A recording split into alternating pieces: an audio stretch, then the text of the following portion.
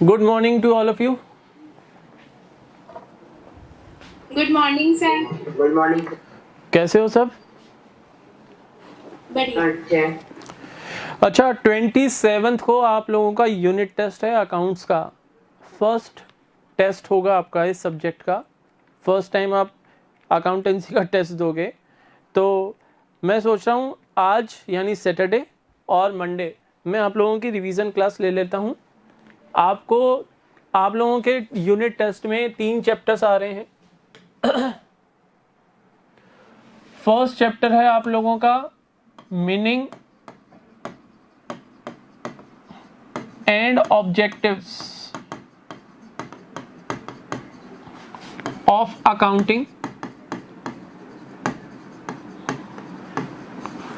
Second chapter है आप लोगों का बेसिक अकाउंटिंग टर्म्स।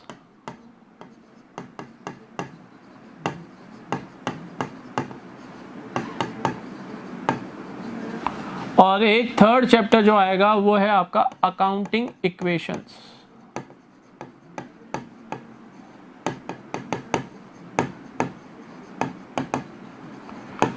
अब पहली बात मेरी ये सुन लो कि अकाउंटिंग इक्वेशन हम पूरा चैप्टर डिस्कस करेंगे ऑन मंडे। तो आपको इसके वीडियोस कंप्लीटली देखने हैं और इस चैप्टर को करना है कब तक? संडे तक। इस चैप्टर को संडे तक आप करेंगे तभी हम इसको रिवाइज कर पाएंगे, अदरवाइज पॉसिबल नहीं हो पाएगा इस चैप्टर को रिवाइज कराना। तो अकाउंटिंग इक्वेशंस के लिए मैं आपको टाइम दे रहा हूँ, कल संडे है, आप इस चैप्टर को अच्छे से रिवाइज कीजिए। और जिस बच्चे ने क्लासेस नहीं ली थी, आज वीडियोस अपलोड करवा दूंगा मैं अकाउंटिंग इक्वेशंस के, शुभम जी से बात करके। तो आप लोगों को वीडियो एक्सेस मिल जाएगा अकाउंटिंग इक्वेशन का। वीडियोस देखिए, कंप्लीट वीडियोस मिलेंगे अकाउंटिंग इक्वेशन के, क्योंकि ये सब वीडियोस रिकॉर्ड हुए थे इस चैप्टर के। फर्स्ट चैप्टर के अलावा सारे चैप्टर्स के वीडियोस रिकॉर्डेड हैं। तो अकाउंटिंग इक्वेशन के वीडियोस देखिए, अपने डाउट्स जो भी हैं आपके उनको नोट डाउन करके रखना, ताकि मंडे क्लास में आप इमीडिएटली मुझे एक के बाद एक अपने डाउट्स बताएंगे तो मैं उनको क्लियर करता जाऊंगा। ऐसे मत करना कि सर हम डाउट्स पहले ढूंढ रहे हैं फिर हम आपको बताएंगे, क्योंकि 45 मिनट्स का लेक्चर होता है, इतना टाइम हमारे पास अवेलेबल नहीं होगा। तो जो भी आपकी क्वेरीज या डाउट्स हैं उनको मार्क करके रखना, जो आप इमीडिएटली मेरे से पूछ सको। आज हम इन 2 चैप्टर्स को टेकअप कर रहे हैं, meaning and objectives of accounting and basic accounting terms. इसमें आप लोगों को जो भी पूछना है 1 बाय 1, एक साथ मत करना, 1 बाय 1 पूछ लो। चलो फर्स्ट चैप्टर की बात करो, क्या पूछना है? Meaning and objectives of accounting, बोलो क्या पूछ रहे हैं? सर क्लासिफाइंग जो फर्स्ट चैप्टर में था ना। हाँ क्लासिफाई, बिल्कुल। एक बार समझा दीजिए। बेटा हमारा अकाउंटिंग प्रोसेस होता है, प्रोसेस ऑफ अकाउंटिंग या अकाउंटिंग साइकिल। अकाउंटिंग साइकिल में फर्स्ट ऑफ ऑल पहला स्टेप क्या होता है? अकाउंटिंग साइकिल में फर्स्ट स्टेप होता है हमारा आइडेंटिफिकेशन ऑफ ट्रांजैक्शंस।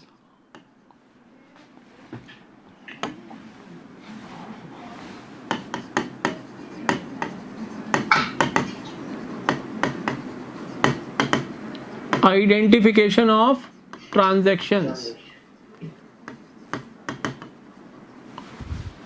कौन सी ट्रांजैक्शंस को आइडेंटिफाई करते हैं? Identification of transactions of financial nature, जो कि फाइनेंशियल नेचर की हों, यानी जिन ट्रांजैक्शंस को आप मॉनेटरी टर्म्स के अंदर मेजर कर सको, financial nature. These transactions must be related to the business operations of the business organization, यानी प्रोप्राइएटर की जो पर्सनल एक्सपेंसेस हैं, जो वो अपनी ही पॉकेट से कर रहा है, उनको बिजनेस की बुक्स में रिकॉर्ड नहीं करेंगे। वो तो प्रोप्राइएटर की पर्सनल ट्रांजैक्शंस हैं, उनको यहाँ रिकॉर्ड नहीं करेंगे। जैसे प्रोप्राइएटर ने अपने पर्सनल बैंक अकाउंट से अपने बच्चे के बर्थडे के ऊपर गिफ्ट परचेज किया, बच्चे को गिफ्ट करने के लिए गिफ्ट परचेज किया, अपने पर्सनल बैंक अकाउंट से पेमेंट किया, बिजनेस के बैंक अकाउंट से पेमेंट नहीं किया। तो however this transaction can be measured in monetary terms, but it will not be recorded in the books of accounts of the business organisation. ठीक है ना। तो identification of transactions of financial nature related to the business organisation. उसके बाद financial nature की transactions को हम record करते हैं, recording in the books of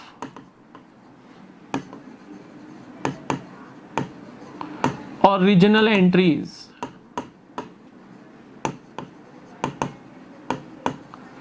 original entries की बुक्स में इनकी रिकॉर्डिंग करते हैं। There are 8 books of original entries, cash book, purchase book, purchase return, sales book, sales return, bill receivable book, bills payable book and journal proper. Organisation की size के ऊपर depend करेगा और ऑर्गेनाइजेशन की रिक्वायरमेंट के ऊपर डिपेंड करेगा कि वो इन 8 बुक्स में से कितनी बुक्स मेंटेन करना चाहता है। ऐसा कोई कंपल्सन नहीं है कि all 8 books have to be maintained by the business organisation. No, ऐसा कोई कंपल्सन नहीं है ऑर्गेनाइजेशन पे। ये ऑर्गेनाइजेशन की रिक्वायरमेंट और उसकी विश के ऊपर डिपेंड करता है कि वो कौन कौन सी बुक्स मेंटेन करना चाहते हैं।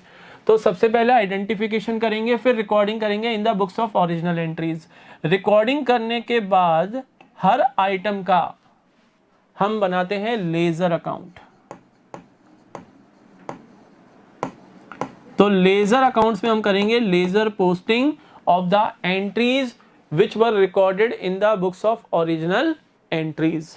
लेजर पोस्टिंग में हम क्या करते हैं, each item of expense, each item of income, asset, liabilities, capital, drawings, her item के हम सेपरेट लेजर अकाउंट्स बनाते हैं। सेपरेट लेजर अकाउंट्स बनाते हैं सर, सेपरेट लेजर अकाउंट्स किस लिए बनाते हैं, ताकि हमें एक पर्टिकुलर आइटम से रिलेटेड ड्यूरिंग द ईयर जितनी भी ट्रांजैक्शंस हुई हैं वो एक ही जगह हम एक्यूमुलेट कर लें, एक ही जगह हम उनको इकट्ठा कर लें, उनकी ग्रुपिंग कर लें। तो यही होता है क्लासिफिकेशन प्रोसेस में। अंडर द क्लासिफिकेशन प्रोसेस मान लो आपको मिस्टर राम से हमने ड्यूरिंग द ईयर डीलिंग की थी, तो हम राम अकाउंट बनाएंगे। बोलो यस और नो। Yes sir. तो राम के साथ हमने ड्यूरिंग द ईयर जो भी डीलिंग्स की, at the end of the year Ram account का बैलेंस क्या है, whether the amount is due to mister Ram और whether the amount is realisable from mister Ram. ये अगर आपको कैलकुलेट करना है तो हमें राम अकाउंट बनाना पड़ेगा and all the transactions done with mister Ram during the financial year will be grouped in this account. अब मान लो राम हमारा अगर सप्लायर था, नॉट कस्टमर, सप्लायर था, तो ड्यूरिंग द ईयर हमने उनसे गुड्स परचेज किए होंगे। ड्यूरिंग द ईयर हमने उनसे गुड्स परचेज किए होंगे। जैसे ही गुड्स हम क्रेडिट बेसिस पे परचेज करेंगे, हम एंट्री करेंगे purchase account debit to Ram. अब मान लो हमने सबसे पहले अप्रैल 1 को इनसे परचेज किए बाय परचेज अकाउंट 20,000 रुपीज। उसके बाद जुलाई 15 को फिर हमने परचेज किए again bye purchase account. Sir ये बाय क्या लिख रहे हो आप, ये लेजर पोस्टिंग कर रहे हैं बेटा, जो अभी तक पढ़ाया नहीं है। जब पढ़ाऊंगा तब आपको समझ में आएगा ये मैं क्या लिख रहा हूँ। बाय परचेज अकाउंट अगेन हमने उनसे परचेज किए 30,000 रुपीज। तो राम क्योंकि हमारा सप्लायर है, इट मीन्स राम हमारा क्रेडिटर हो रहा है यहाँ पर, क्योंकि हम क्रेडिट बेसिस पे गुड्स परचेज कर रहे हैं। Yes sir. और क्रेडिटर्स हमारे क्या होते हैं, लाइबिलिटीज होती है ना। Yes sir. और लाइबिलिटीज में मैंने आपको बताया था according to the American approach liabilities increase करती हैं क्रेडिट साइड में। Yes sir. तो देखो क्रेडिट साइड में लाइबिलिटीज हमारी इंक्रीज कर रही हैं। अगेन हमने सितंबर 30 को गुड्स परचेज किए बाय परचेज अकाउंट 25,000 रुपीज। अब टोटल लाइबिलिटीज कितनी हो गई 75,000। अब अगर मान लो हमने जुलाई 30 को मिस्टर राम को कुछ पेमेंट कर दिया था, मान लो हमने जुलाई 30 को किया था, तो 30 जुलाई तक हमारी कितनी लाइबिलिटीज थी 50,000 ना। तो 50 में से मैंने 40,000 का पेमेंट कर दिया था टू बैंक अकाउंट 40,000। बस ये सिंगल पेमेंट किया है, इसके अलावा ड्यूरिंग द ईयर हमने कोई पेमेंट नहीं किया। तो मुझे बताओ ईयर एंड कब होगा, मार्च 31 को। मार्च 31 2020 लिखता हूं मैं ये, तो ये 2019 है। क्लियर? Yes sir. तो यहां पर हम देखेंगे कि 75,000 की लाइबिलिटीज में से हमने 40,000 का तो पेमेंट कर दिया, रिमेनिंग कितना रहा 35,000 ना। तो यहां हम लिखते हैं टू बैलेंस कैरिड डाउन, यानी eight the end of the year अब टोटल अमाउंट जो मिस्टर राम को ड्यू है वो कितना है 35,000। तो क्लासिफिकेशन में हम क्या करेंगे, in the classification process item of each expense, income, asset, liability, capital, drawings, for such item separate ledger accounts will be prepared and the transactions of like nature will be grouped. Transactions of like nature will be grouped under a single title, like all the transactions related to Ram account will be grouped under the title Ram account, so that we can know what is the actual balance at the end of the year related to that account. If it is an asset account, so what is the value of asset of that asset at the end of the year? If it is a liability account, then what is the final balance of that liability which is payable by the business organization to that party? बोलो, classification समझ में आया? Yes sir. बोलो, इसके अलावा और कोई doubts chapter number first?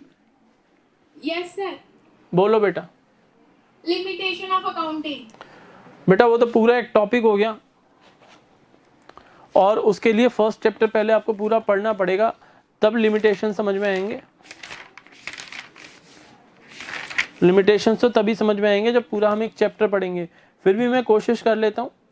Limitations of accounting में हमने ये देखा था कि हालांकि अकाउंटिंग के कई सारे बेनिफिट्स हैं, there are so many benefits, so many advantages of accounting,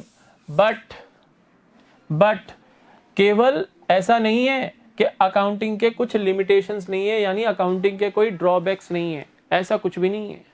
there are some drawbacks यानी लिमिटेशंस या डिसएडवांटेजेस ऑफ अकाउंटिंग ऑल्सो। तो वो डिसएडवांटेजेस या वो लिमिटेशंस क्या हैं, वो पॉइंट वाइज आपकी बुक के अंदर गिवन है। First is influenced by personal judgement.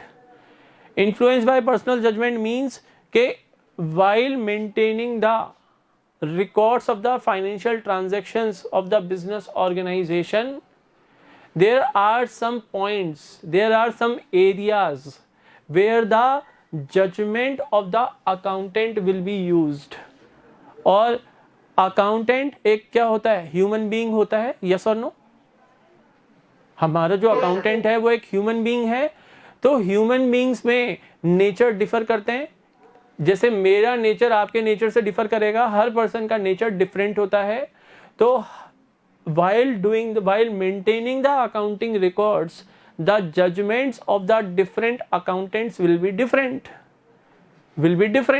Like अगर आप फिक्स असेट्स के ऊपर डेप्रिसिएशन चार्ज करना चाहते हो, फिक्स असेट्स के ऊपर डेप्रिसिएशन चार्ज करना चाहते हो,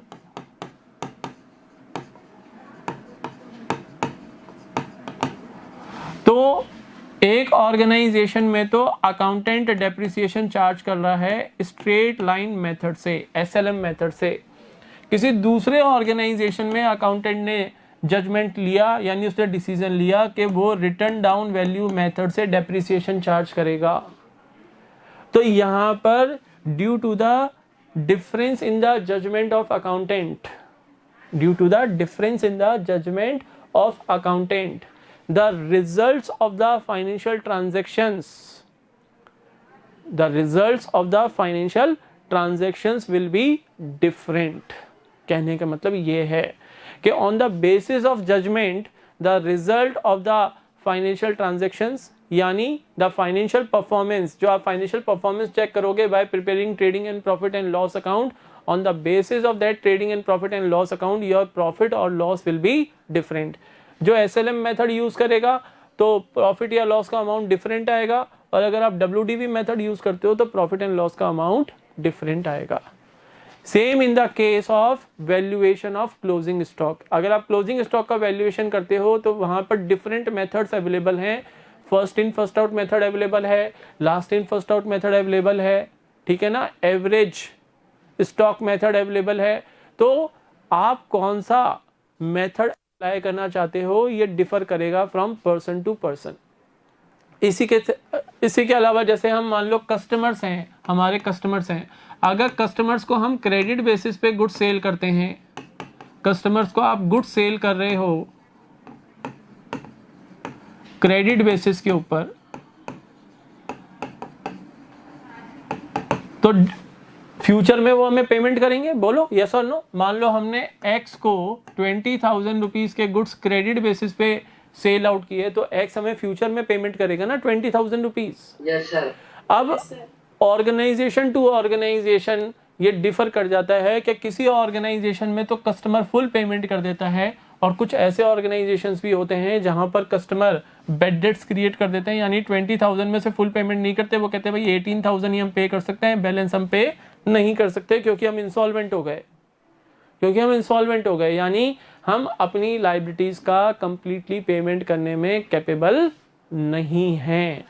तो अकाउंटेंट ये देखेगा कि जो उसके पास्ट में एक्सपीरियंस हुए ऑर्गेनाइजेशन में कि कितना % कस्टमर्स हमारे बेड डेट्स बना देते हैं, तो पास्ट के ट्रेंड्स देख के वो percentage of bad debts decide करेगा, and on the basis of that percentage हम बनाएंगे प्रोविजन फॉर डाउटफुल डेट्स।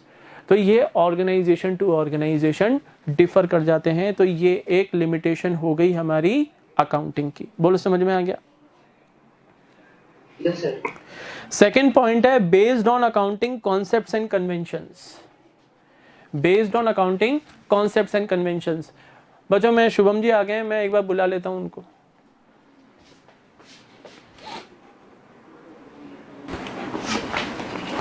हाँ जी, तो नेक्स्ट पॉइंट था हमारा based on accounting concepts and conventions. देखो बिजनेस की बुक्स ऑफ अकाउंट्स में जो हम फाइनेंशियल ट्रांजैक्शंस रिकॉर्ड करते हैं, उन फाइनेंशियल ट्रांजैक्शंस को रिकॉर्ड करने के लिए हमारे पास अकाउंटिंग में जनरली एक्सेप्टेड अकाउंटिंग प्रिंसिपल्स होते हैं। गैप जो आप पढ़ रहे हो अभी चैप्टर, अभी तो आज हमारी रिवीजन क्लास है इसलिए हम वो चैप्टर कंटिन्यू नहीं कर रहे हैं। मैंने आपको गैप पढ़ाए, जनरली एक्सेप्टेड अकाउंटिंग प्रिंसिपल्स।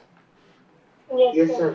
तो जर्नल एंट्रीज यानी financial transactions are recorded in the books of accounts by following these generally accepted accounting principles. By following these generally accepted accounting principles. तो आपको इन प्रिंसिपल्स को तो mandatorily यानी compulsorily follow करना ही है। अब इसका इफेक्ट क्या पड़ता है बुक्स ऑफ अकाउंट्स के ऊपर, कि जो फिक्स असेट्स हम बुक्स ऑफ अकाउंट्स के अंदर रिकॉर्ड करते हैं वो हम रिकॉर्ड करते हैं कॉस्ट प्राइस के ऊपर। यानी फिक्स असेट की रेडी टू यूज कंडीशन में आने तक जितने भी एक्सपेंसेस हुए फिक्स असेट्स के ऊपर, वो सारे एक्सपेंसेस फिक्स असेट की कॉस्ट के अंदर शामिल होते हैं। लाइक मान लो हमने एक प्लांट परचेज किया, ये प्लांट हमने कहां से परचेज किया? ये प्लांट हमने परचेज किया चेन्नई से, और हम इसको इंस्टॉल करेंगे जयपुर के अंदर। फैक्ट्री हमारी जयपुर में है, हमने चेन्नई से परचेज किया क्योंकि जयपुर में इसकी मैन्युफैक्चरिंग नहीं होती प्लांट की। तो सर प्लांट चेन्नई से आता कैसे है? पार्ट्स के अंदर आता है चेन्नई से, ऐसा नहीं है पूरा प्लांट उठा के चेन्नई से ऐसे कैसे ले आएंगे, पार्ट्स के अंदर आता है, और फिर जयपुर लाके हम उन पार्ट्स को हम क्या करते हैं, असेंबल करते हैं और अपना हमारा प्लांट क्या करते हैं, इंस्टॉल करते हैं। तो चेन्नई से जब हमने प्लांट परचेज किया तो परचेज प्राइस मान लो थी 2 करोड़ रुपीस, ठीक है। चेन्नई से जयपुर लाने का जो खर्चा हुआ, जो फ्रेट एक्सपेंसेस हुए, वो हो गए आपके मान लो 50,000 रुपीज। 50,000 रुपीज आपके फ्रेट एक्सपेंसेस हो गए। उसके बाद प्लांट को असेंबल करने के खर्चे हुए 1,50,000 रुपीज, ठीक है। उसके बाद प्लांट को जहां पर असेंबल किया हमें एक प्लेटफॉर्म बनाना पड़ा, उसके ऊपर खर्चे हो गए 8 लाख रुपीज। तो टोटल खर्चे कितने हो गए? 2 करोड़ का तो प्लांट था और उसके अलावा 10 लाख के खर्चे और हो गए, बोलो। तो टोटल हमारी प्राइस कितनी पड़ी 2 करोड़ एंड 10 लाख रुपीस। ये हमारी प्लांट की वैल्यू है, जो कि बुक्स ऑफ अकाउंट्स में प्लांट की जो परचेज प्राइस होगी वो कितनी लिखेंगे हम 2 करोड़ 10 लाख रुपीस। ये हमने कौन से कॉन्सेप्ट को फॉलो किया, कॉस्ट कॉन्सेप्ट को, जो अभी मैंने आपको पढ़ाया नहीं है, हिस्टोरिकल कॉस्ट कॉन्सेप्ट या कॉस्ट कॉन्सेप्ट को फॉलो करके हमने प्लांट अकाउंट में हम डेबिट करेंगे 2 करोड़ 10 लाख रुपीस। तो सर ये लिमिटेशन कैसे हो गई अकाउंटिंग की? अकाउंटिंग में हम फिक्स असेट्स को रिकॉर्ड करते हैं at cost price and not at the market value.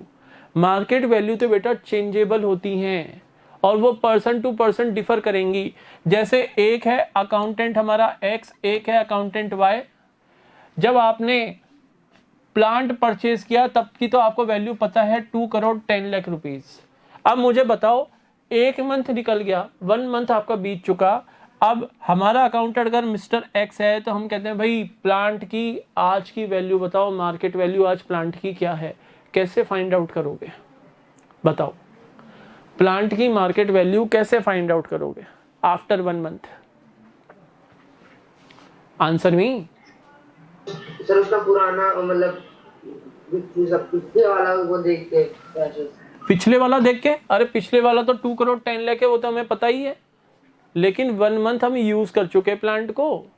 अब आप में से कोई बच्चा कह सकता है कि सर अगर हमने जुलाई 1 को प्लांट परचेज किया था तो हमने परचेज किया था 2 करोड़ 10 लाख का हमें पड़ा था। अब हम आज खड़े हैं अगस्त 1 के ऊपर, आज हमें वैल्यू पता करनी है तो अगस्त 1 को हम मार्केट में जाएंगे और प्लांट की वैल्यू पता कर लेंगे।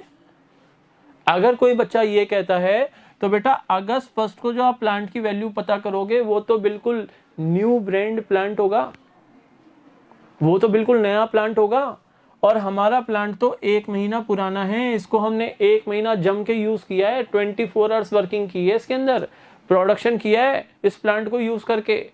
तो 1 महीना जो प्लांट को यूज किया, प्लांट की वैल्यू डाउन भी तो हुई होगी, वियर एंड टीयर होंगे प्लांट के अंदर, मशीनरी में घिसावट होगी या नहीं होगी? Yes sir. तो in accounting fixed assets are recorded at the cost price and not at the market value. तो इसका फर्क क्या पड़ता है?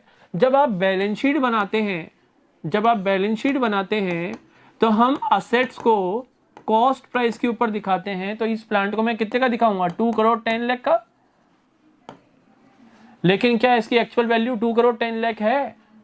मार्केट वैल्यू इसकी अप भी हो सकती है और डाउन भी हो सकती है, यानी हम मार्केट वैल्यूज को कंसिडर नहीं करते। In case of fixed assets market values are not considered. This is the limitation of accounting. बोलो समझ में आ गया? Yes sir. तो देख लो second point, accounts are prepared on the basis of a number of accounting concepts and conventions, hence the profitability and the financial position disclosed by it may not be realistic.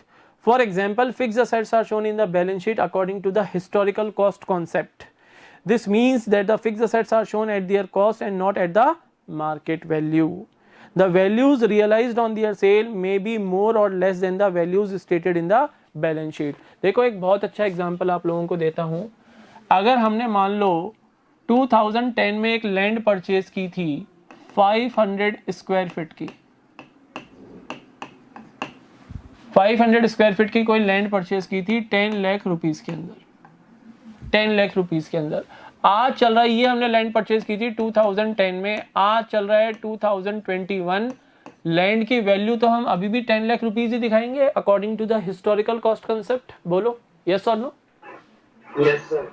लेकिन due to the change in the price level, economics पढ़ रहे हो बेटा आप सब, due to the change in the price level यानी inflationary conditions की वजह से बेटा प्रॉपर्टी के रेट तो ड्रास्टिकली बढ़े हैं पिछले 10-12 साल के अंदर। आज इस लैंड की प्राइस है 25 लाख रुपीस अगर मार्केट में खरीदने जाओ तो। अब मुझे बताओ, अगर मैं यहाँ पर असेट्स में लैंड दिखा रहा हूँ 10 लाख रुपीस, तो क्या मैं यूजर्स ऑफ फाइनेंशियल इंफॉर्मेशन को जेन्युइन इंफॉर्मेशन दे रहा हूं? लैंड की वैल्यू तो 25 लाख रुपीस है, हम तो 10 लाख पे दिखा रहे हैं, तो क्या हम फैक्ट दिखा रहे हैं यूजर्स को या उनसे कुछ छुपा रहे हैं? हम अपनी असेट को कितनी डाउनग्रेड लेवल के ऊपर शो कर रहे हैं। तो ये अकाउंटिंग की लिमिटेशन है। इन केस ऑफ अकाउंटिंग, अकाउंटिंग के अंदर कभी भी फिक्स असेट्स को हम मार्केट वैल्यू के ऊपर शो नहीं कर सकते।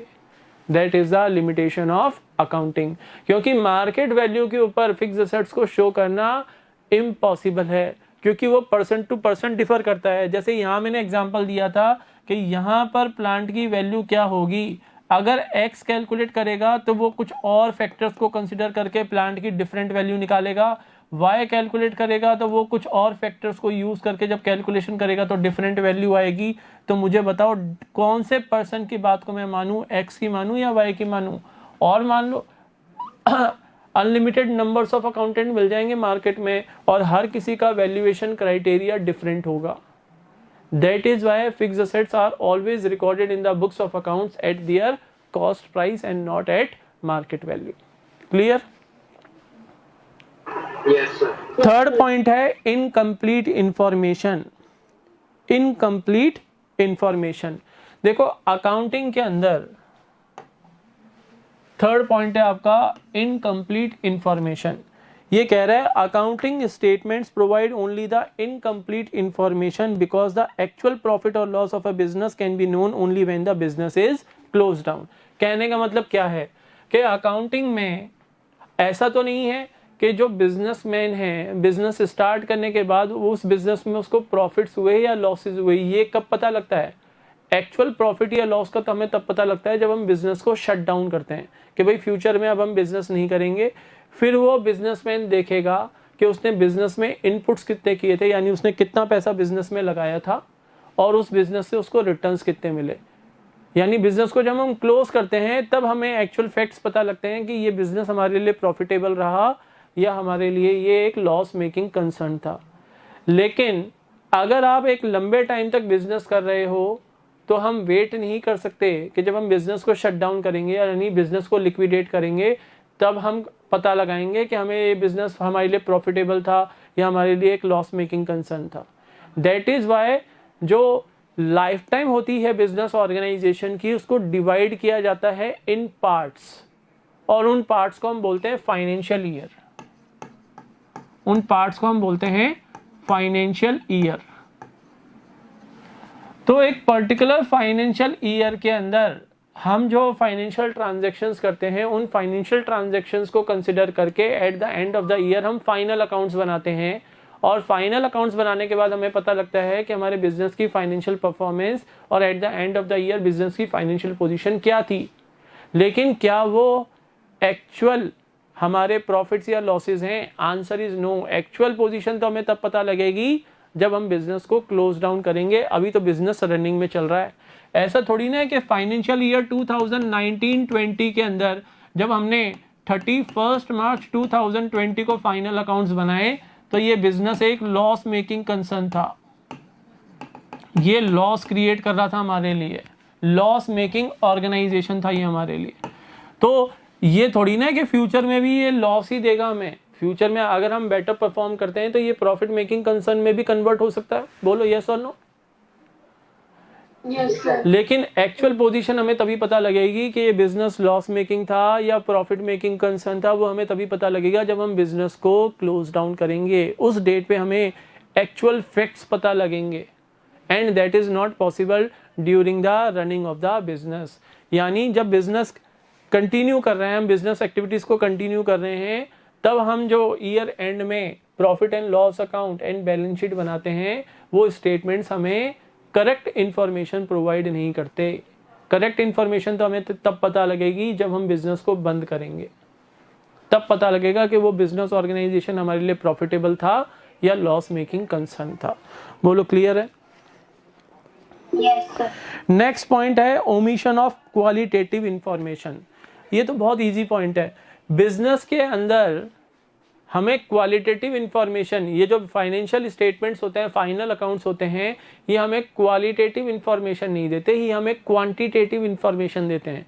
Quantitative means information which can be measured in terms of money, those informations which are material for the business organization but cannot be measured in terms of money, those information will not be provided या cannot be provided by the final accounts of the business organization. Like हमारा कोई efficient employee business को leave करके चला जाए, छोड़ के चला जाए किसी और ऑर्गेनाइजेशन के अंदर, और वो हमारा की पर्सन है, तो उसके जाने से बिजनेस को लॉसेस होंगे, यस और नो? यस। मान लो आप किसी बिजनेस ऑर्गेनाइजेशन के ओनर हो, आपका एक ऐसा एम्प्लॉय था जो बहुत एफिशिएंट पर्सन था और जिसको आप ये मानते थे कि अगर ये पर्सन मेरे बिजनेस में रहेगा तो मेरा business day to day grow करेगा। ऐसा पर्सन अगर आपके बिजनेस को छोड़ के चला जाए तो आपके बिजनेस को लॉसेस होंगे या नहीं होंगे? होंगे ना? यस होंगे। लेकिन क्या उस लॉस को आप मॉनेटरी टर्म्स में मेजर कर सकते हो? No sir. No sir. हम कैसे पता लगाएं कि वो अगर हमारे बिजनेस में 5 साल तक और टिक जाता तो हमें कितने लेवल के प्रॉफिट्स होते, ये हम कैसे अज्यूम कर सकते हैं? आंसर इज नो, हम अज्यूम नहीं कर सकते। तो this is a qualitative information which can not be provided in case of accounting. तो qualitative information are not provided in case of accounting, इसलिए वो लिख रहा है ओमिशन ऑफ क्वालिटेटिव इंफॉर्मेशन। बाकी आप पढ़ लेना, समझ में आ जाएगा पॉइंट। नेक्स्ट पॉइंट है बेस्ड ऑन हिस्टोरिकल कॉस्ट। देखो बिजनेस के अंदर फ्यूचर में एक्सपेंशन करने के लिए हम क्या करते हैं? प्लानिंग करते हैं। अगर फ्यूचर में आपको बिजनेस में एक्सपेंशन करना है तो प्लानिंग करोगे, यस और नो? आंसर तो दो। प्लानिंग करनी है। प्लानिंग हम करते हैं फ्यूचर के लिए, प्लानिंग हम करते हैं फ्यूचर के लिए। और जो बिजनेस के अंदर आपको फाइनल अकाउंट्स आप बना रहे हो, जो फाइनल अकाउंट्स आप बना रहे हो वो कौन से पीरियड से रिलेट करते हैं? पास्ट पीरियड से। बोलो, जो फाइनल अकाउंट्स हम बना रहे हैं बिजनेस में वो तो पास्ट पीरियड से बिलोंग करते हैं, जबकि प्लानिंग आप फ्यूचर के लिए कर रहे हो। और प्लानिंग किस बेसिस पे करते हो? इन पास्ट रिकॉर्ड्स के बेसिस पे आप प्लानिंग करते हो, हाँ या ना? Yes sir. Yes sir. तो क्या ये जस्टिफाइएबल है कि पास्ट रिकॉर्ड्स के बेसिस पे हम फ्यूचर के लिए प्लानिंग करें? अरे पास्ट में तो सिचुएशंस डिफरेंट थी। पहले तो लेबर इंटेंसिव टेक्निक से प्रोडक्शन किया जाता था और अब तो कैपिटल इंटेंसिव टेक्निक्स यूज होने लग गई हैं। डिफरेंट मशीनरीज आ गई मार्केट में, डिफरेंट टेक्नोलॉजी आ गई मार्केट में। तो it is a huge limitation of the accounting के इन अकाउंटिंग जो हम प्लानिंग वर्क कर रहे हैं फ्यूचर के लिए वो बेस्ड होता है ऑन द पास्ट रिकॉर्ड्स, और पास्ट रिकॉर्ड्स के बेसिस पे फ्यूचर के लिए प्लानिंग करना वो जस्टिफाइएबल नहीं है। This is the limitation of accounting. देखो लिखा हुआ है accounts are prepared on the basis of historical cost that is the original cost and as such figures given in the financial statements do not show the effect of change in price level। मैंने आपको fix asset के case में बताया था कि land हमने purchase की थी 10 लाख रुपए की, जबकि आज उसकी वैल्यू है उतनी लैंड उस एरिया में परचेज करने जाओ तो 25 लाख रुपए की है। ये प्राइस लेवल में जो चेंजेस आए ये अकाउंटिंग कंसिडर नहीं करता, ये अकाउंटिंग कंसिडर नहीं करता। That is why this is the limitation of accounting. बोलो clear? Affected by window dressing. Window dressing ये होता है बेटा कि ऑर्गेनाइजेशन की सिचुएशन तो यानी पोजीशन तो बहुत वीक है, ऑर्गेनाइजेशन की पोजीशन तो बहुत वीक है, उसकी ना तो फाइनेंशियल परफॉर्मेंस अच्छी है ना ही फाइनेंशियल पोजीशन अच्छी है, but in order to attract the investors को अट्रैक्ट करने के लिए हम अपने ऑर्गेनाइजेशन को बेटर दिखाने की कोशिश करते हैं। इसको बोलते हैं विंडो ड्रेसिंग। अब बेटर कैसे दिखाएंगे? लाइबिलिटीज को, amount of liabilities come show करके, वैल्यूज ऑफ असेट्स ज़्यादा शो करके, या फिर प्रॉफिट एंड लॉस अकाउंट के अंदर इनकम्स को ज़्यादा शो करके, और एक्सपेंसेस को अगर आप कम शो करो तो आपके इन्वेस्टर्स अट्रैक्ट होंगे।